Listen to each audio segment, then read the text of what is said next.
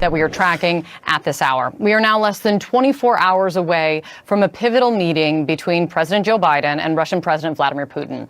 Moments ago, Biden just touched down in Geneva, landing, getting off of Air Force One ahead of this high-stakes summit. This morning, we are also getting a clearer picture of what tomorrow's face-to-face could entail. CNN's Natasha Bertrand is live in Geneva with details on this. Natasha, what are you learning about how Biden is preparing and what he is preparing for? Yeah, Kate, so Biden has been preparing very intensively for the summit with Russian President Vladimir Putin. He's been meeting with his Secretary of State, Antony Blinken, with the National Security Advisor, Jake Sullivan, pretty much every morning ahead of his meetings with G7 leaders and EU leaders in the free time that he has in the mornings. He's also been consulting directly with these foreign leaders to kind of get their opinion on what he should discuss with Vladimir Putin, and also to loop them in on their concerns and what he believes they should raise, or he should raise, with the Russian president. So a lot of intensive preparation going on here. He even brought it up with the Queen of England. She asked him about Russian President Vladimir Putin and what they might discuss. So clearly he's getting a lot of input from a lot of different people, including a group of Russia experts who he actually had over at the White House with him earlier this month to get their opinion and to get their briefing on what he should do at this summit and how he should approach it. At that meeting, they recommended against holding a joint press conference with Vladimir Putin because, of course, they want to avoid those optics of the U.S. president standing side by side with the Russian president and kind of having them be at that same level. They want to also avoid the Russian president from undercutting Joe Biden and kind of trying to get out ahead of what was discussed at the summit. So we're going to be seeing tomorrow, they're going to be holding a joint photo session. Then there is going to be a private meeting between Joe Biden and Putin in the library of that grand villa that they're meeting at. And then, of course, they will be holding their separate press conferences, Kate. Yeah, and Natasha, the Biden administration, understandably so, has been lowering and managing expectations ahead of what could really be coming out of this summit. How has Biden responded to what I've heard is some criticism and questioning of why he is not holding a joint press conference with Putin after? I heard one analyst say just as important as what is said behind closed doors and in private is what is said publicly, with Putin standing right there. Yeah, and the president addressed this yesterday. He said essentially that they don't want to step on each other in this instance. He thinks that it's important for each leader to kind of get out their message after the summit.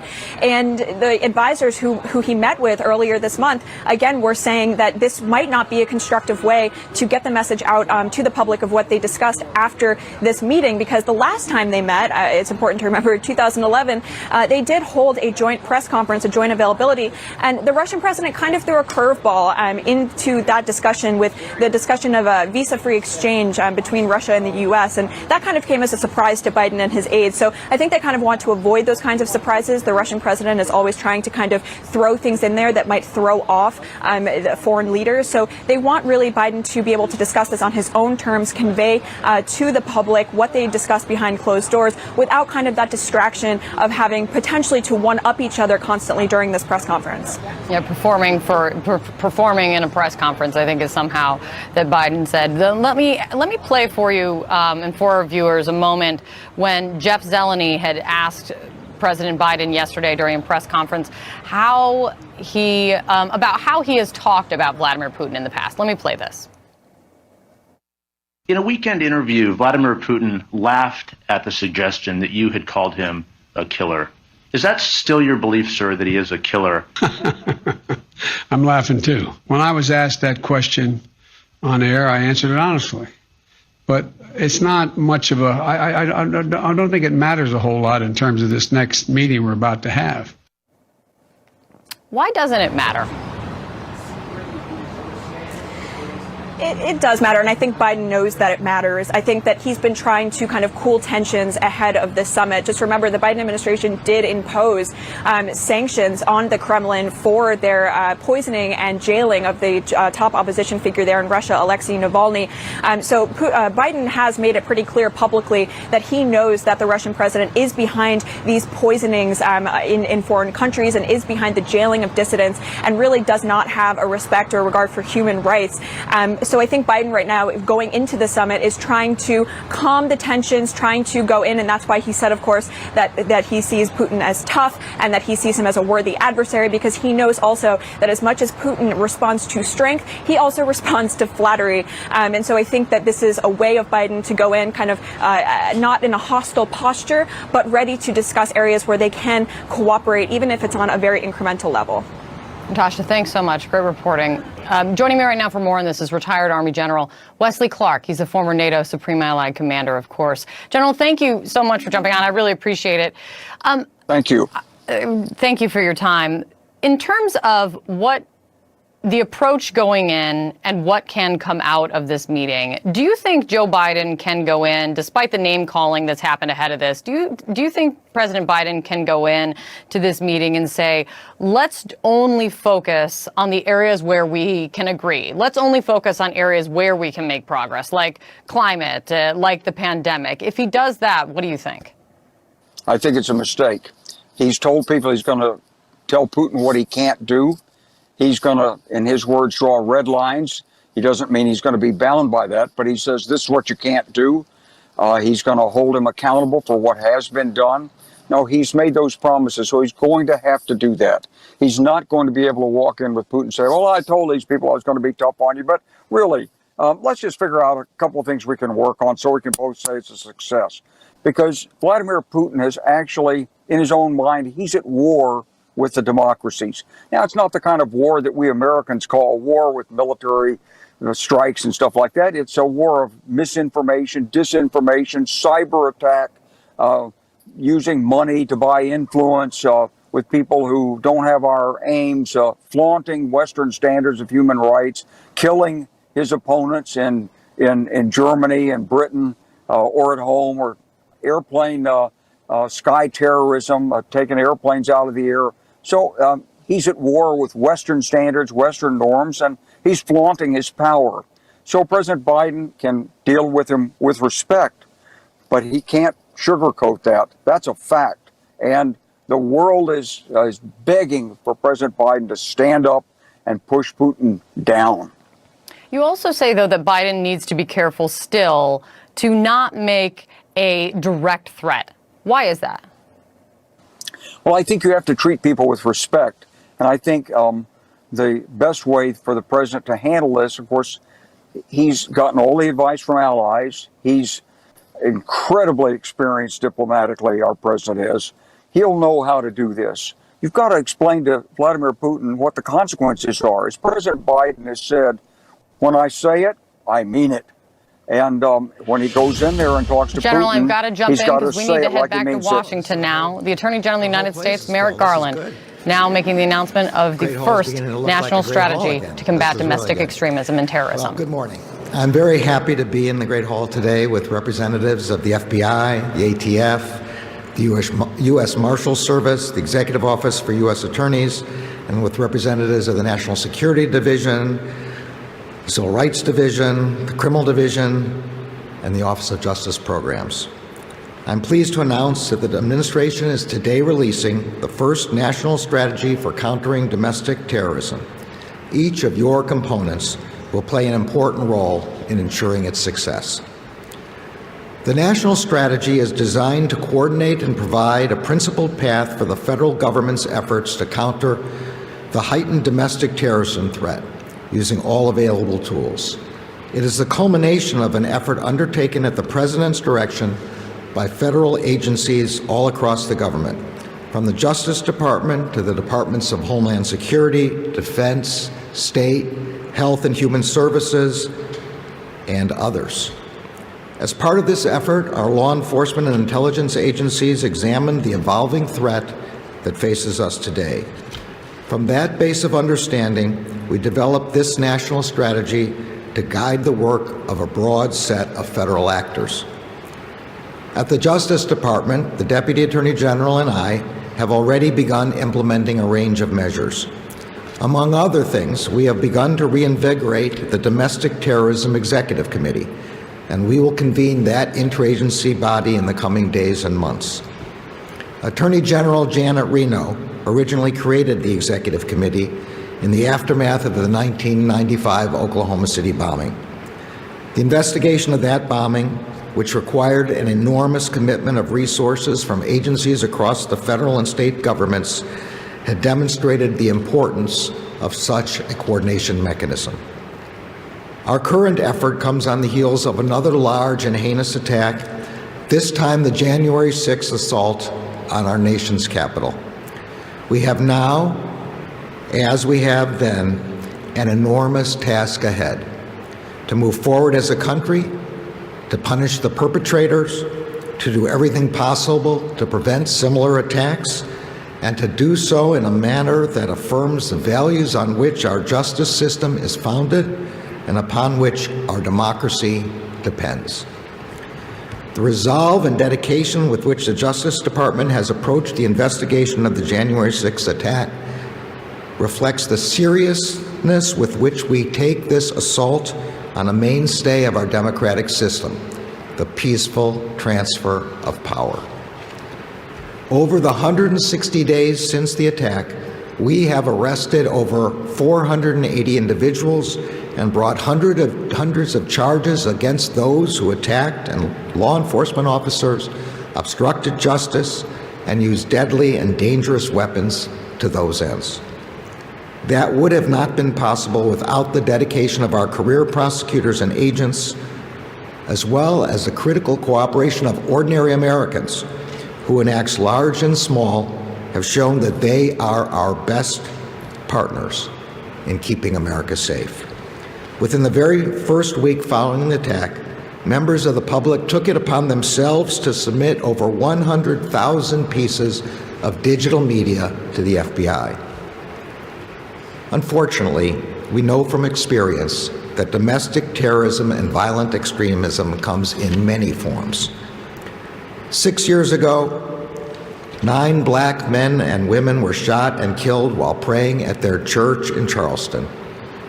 4 years ago, this week, an attacker shot 4 people at a congressional baseball practice after confirming that the players were Republicans. 2 months later, a man drove his car into a crowd of peaceful protesters against white supremacism in Charlottesville, murdering 1 and injuring many more. In 2018, 11 Jewish worshipers were shot and killed at their synagogue in Pittsburgh, and 2 summers ago, 23 people, most of whom were Latino, were gunned down while shopping at a Walmart in El Paso. Such attacks are not only unspeakable tragedies for the victims' loved ones, they are also a tragedy for our country, an attack on our core ideals as a society. We must not only bring our federal resources to bear, we must adopt a broader societal response to tackle the problem's deeper roots. This effort begins with taking a rigorous look at the problem we face. During President Biden's first week in office, he directed the administration to undertake an assessment of the domestic terrorism threat and then to use that assessment to develop the national strategy being released today. Our intelligence and law enforcement agencies undertook that assessment in the first several weeks of this administration. In March, they concluded that domestic violent extremists posed an elevated threat to the homeland in 2021. Our experience on the ground confirms this.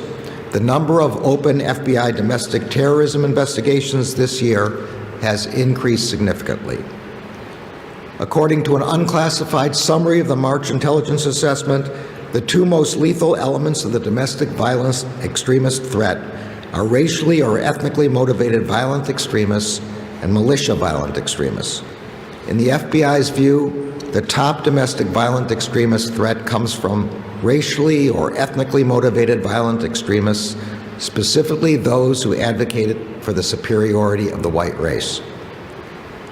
The March assessment concluded that the militia violent extremist threat, which is describes as those who, quote, take overt steps to violently resist or facilitate the overthrow of the United States government in support of their belief that the United States government is purportedly exceeding its constitutional authority, also increased last year and will almost certainly continue to be elevated throughout 2021. Particularly concerning is the March assessment's observation that the threat from lone offenders or small cells poses significant detection and disruption challenges because of those actors' capacity for independent radicalization to violence, ability to mobilize discreetly, and access to firearms. The domestic violent extremist threat is also rapidly evolving. As FBI Director Wray has noted, we continue to observe actors driven by a diverse set of violent motivations, sometimes personalized and developed from a mix of violent ideologies. Developments in technology exacerbate the overall threat. Today, people may be drawn to social media and then to encrypted communications channels. There, they may interact with like-minded people across the country and indeed the world who want to commit violent attacks. And they may then connect with others who are formulating attack plans as well as mustering the resources, including firearms and explosives, to execute them. Technology has amplified and enabled transnational elements of the threat. In earlier days, foreign terrorist groups had to board airplanes to conduct attacks in America. Now they take advantage of technology to inspire others already located in the U.S. to violence.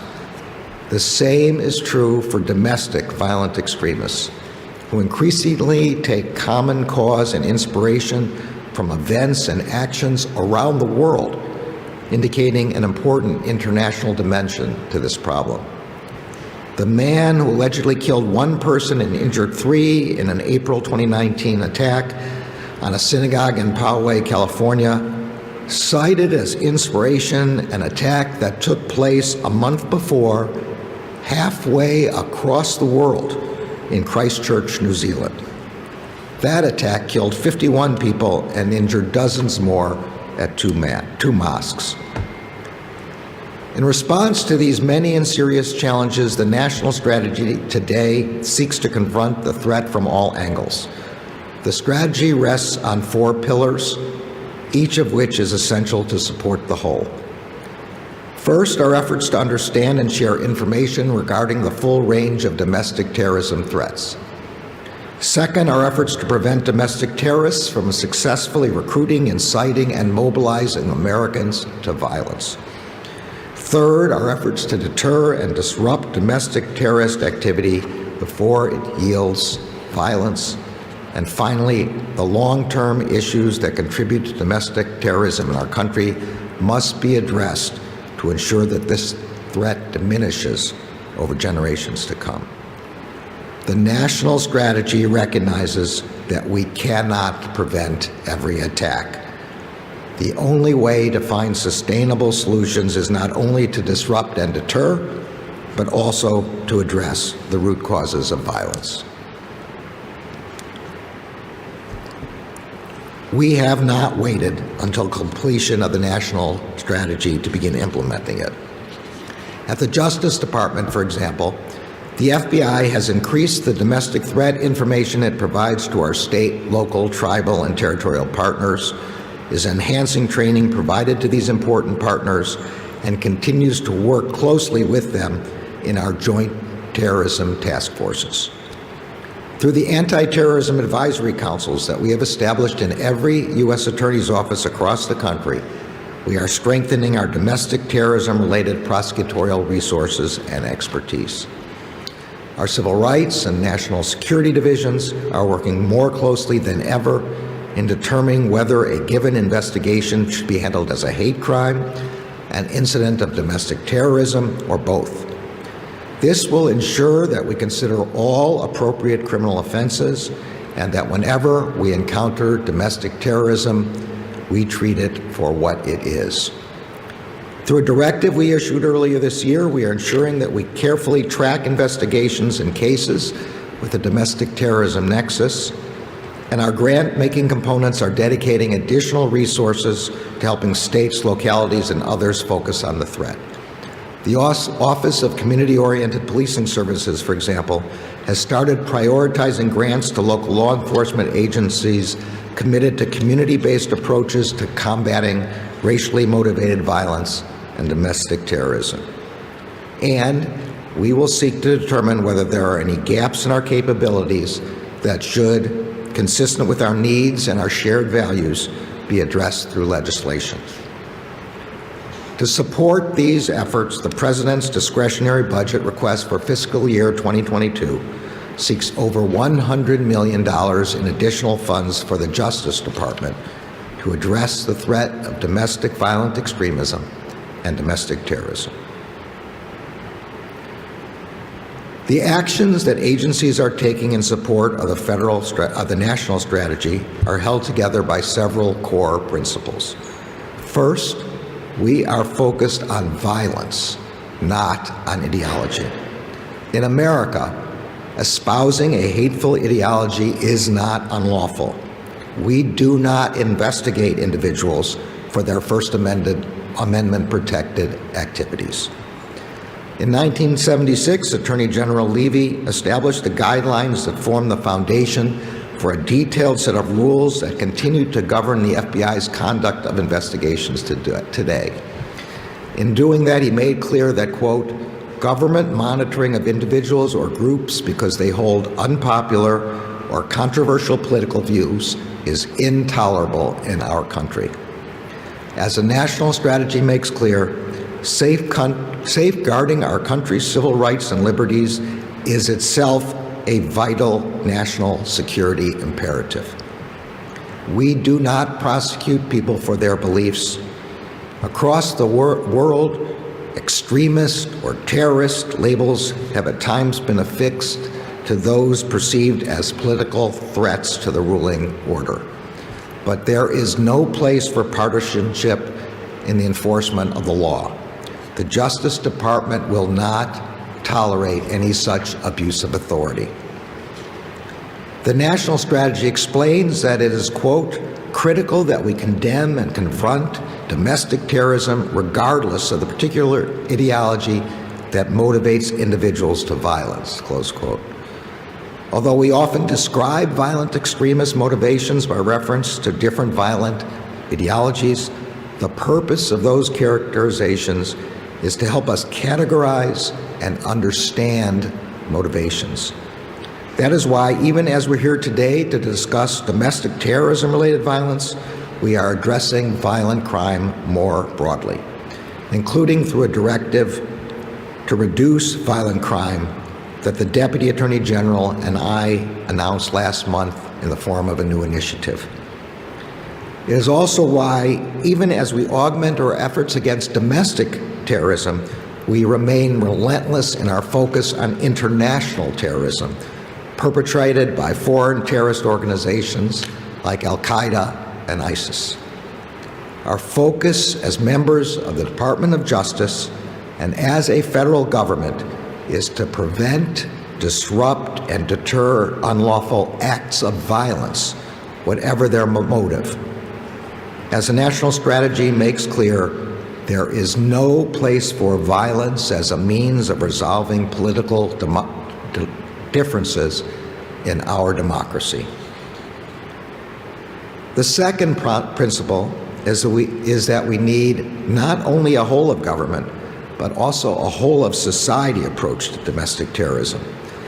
Implementation of the national strategy will therefore occur across the federal government and beyond.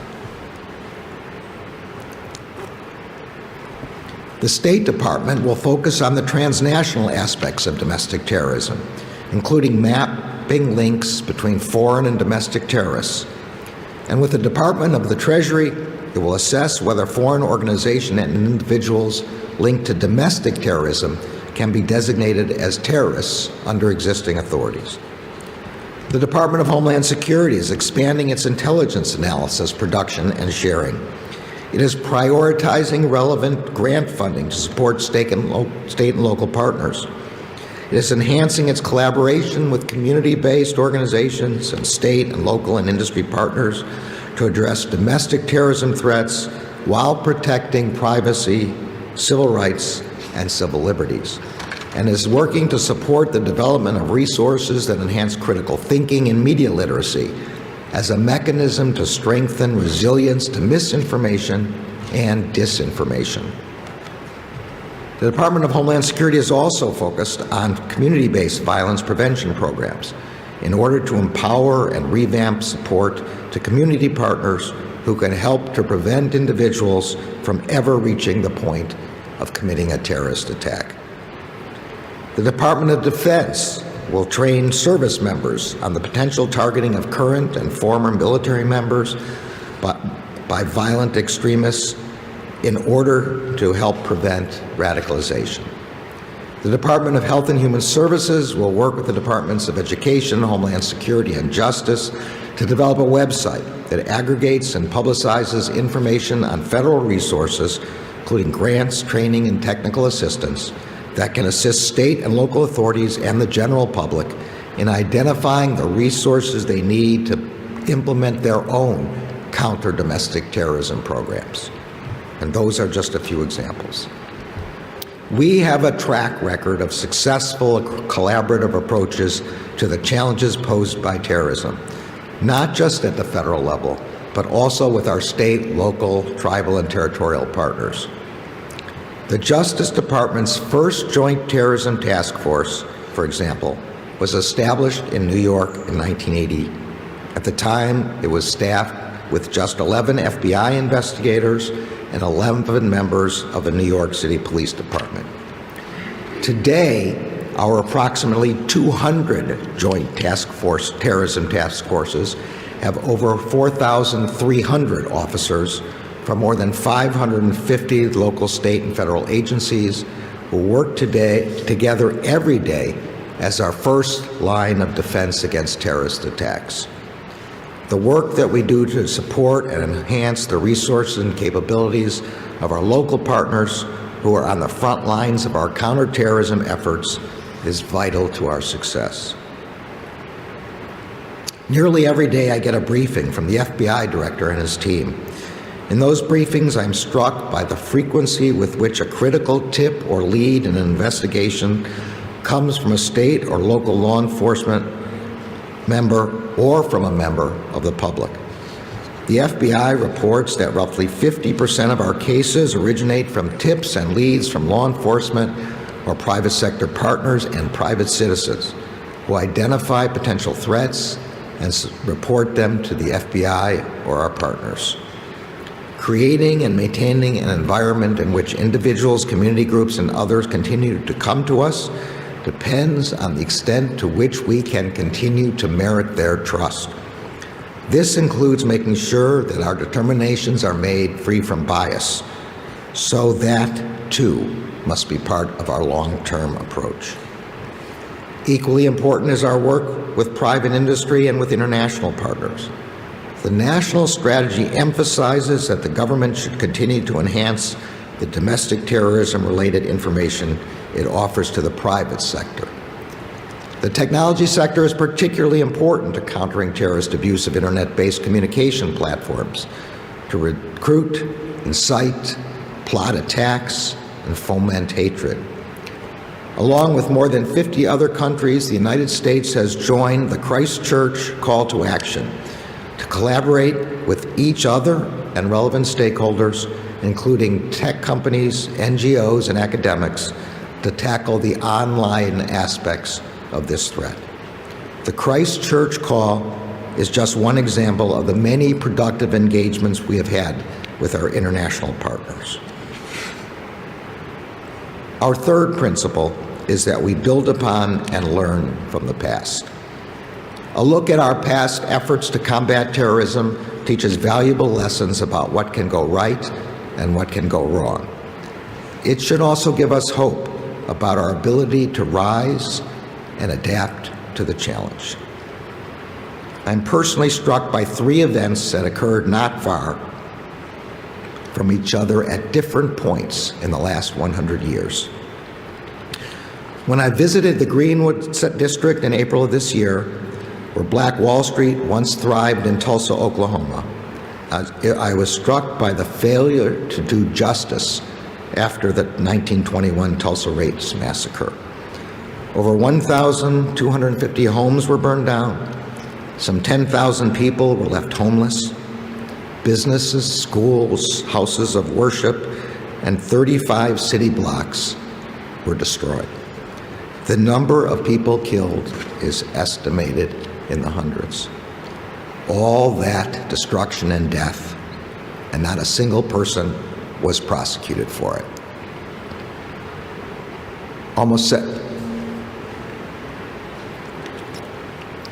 75 years later, just over 100 miles southwest of Tulsa in Oklahoma City, after an attack that resulted in the deaths of 168 people, the Justice Department successfully apprehended, prosecuted, and convicted the men responsible for the bombing of the Murrah Federal Building.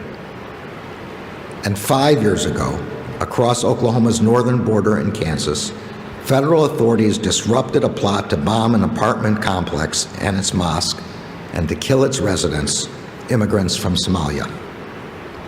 Working with Joint Terrorism Task Force partners, the government prevented the bombing. No one died, and those who sought to commit it were convicted of their crimes. Since the tragedy of 9/11, we have changed our intelligence community infrastructure, created national mechanisms for coordinating counterterrorism efforts across the government, and disrupted and prosecuted hundreds of terrorism-related offenses through a legal system that has proven resilient and just. We cannot promise that we will be able to disrupt every plot, defuse every bomb, or arrest every co-conspirator before they manage to wreak unspeakable horror. But we can promise that we will do everything in our power to prevent such tragedies. And we can further promise that we will never again fail, as we did after Tulsa, to pursue justice. Finally, the long-term issues that contributed to domestic terrorism in America must be addressed to ensure that this threat diminishes over generations to come. To diffuse the underlying causes of domestic terrorist attacks, we must promote a society that is tolerant of our differences and respectful in our disagreements.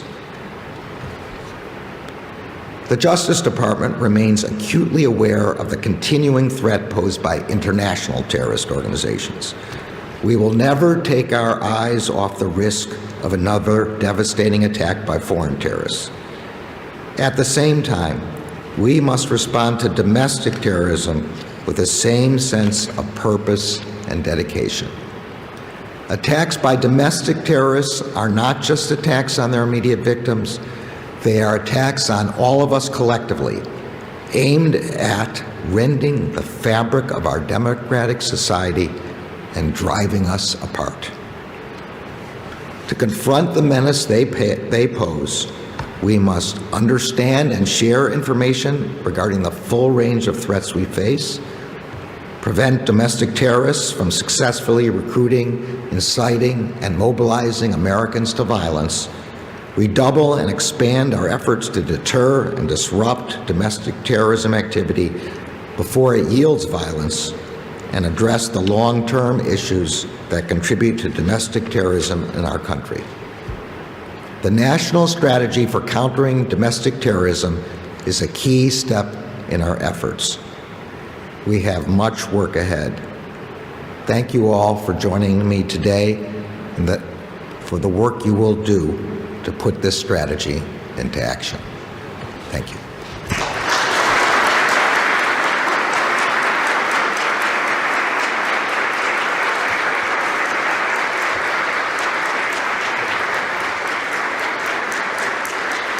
All right, we're listening there to the Attorney General of the United States, Merrick Garland, making a significant announcement about the first national strategy to combat domestic terrorism in America. We were waiting to see if he was going to take any questions. He did not. Let me bring in right now, who's been listening along with me, former FBI Deputy Director Andrew McCabe. Andy, what do you think of this announcement?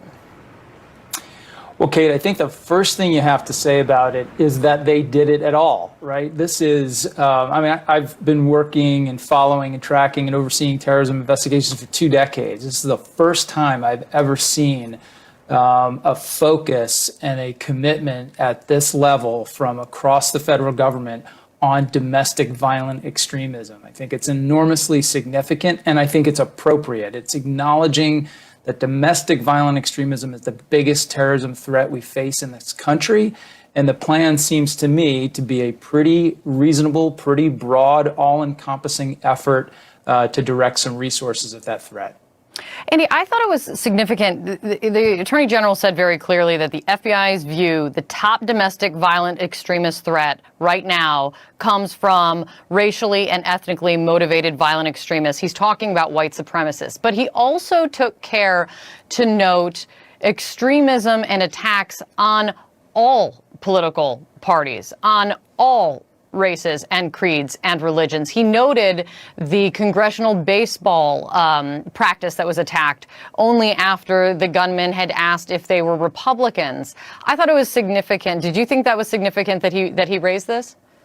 Yeah, it was, Kate, and an incredibly deft way to bring in that other side of the equation. I mean, let's call it what it is, right? I think he came right out and said, you know, our biggest hotspot right now is racially motivated, ethnically motivated extremists, and we all know that the broad majority of those are white supremacists, people targeting people of color and immigrants and things like that. But he brought the other side of the equation into it by referring to the shooting of the congressional baseball practice. And he did it very carefully by saying a shooting by someone only who committed the shooting only after he confirmed that the players were Republican. So I think that reflects the fact that the FBI still doesn't exactly know what that shooter was up to. They never really uncovered the sort of detailed evidence that laid out a specific plot or an objective. But it is undeniable that he was targeting Republicans. So it was really, I thought, very effective. And he made very clear a couple other points that are important,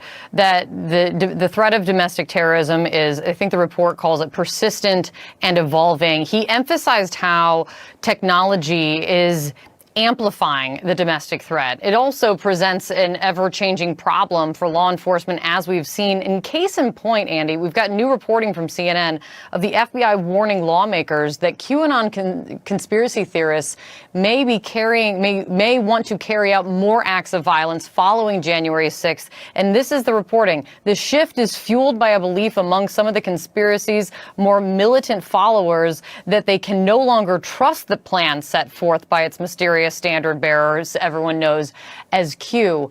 This isn't theoretical. This threat that Merrick Garland is talking about and the role of technology here is very real and ever present. Absolutely right, Kate. And look at this historically, right? The racially motivated extremism started in this country essentially with the Ku Klux Klan, gets paramilitarized in the 1970s after the Vietnam War. You have guys, but at that time, propaganda and plotting and literature is exchanged through the mail, like much easier to follow, much easier to keep an eye on. But Louis Beam, one of the forefathers of the white supremacist, white power movement, brings the internet to the Klan and to the paramilitary groups at the time. Fast forward to today.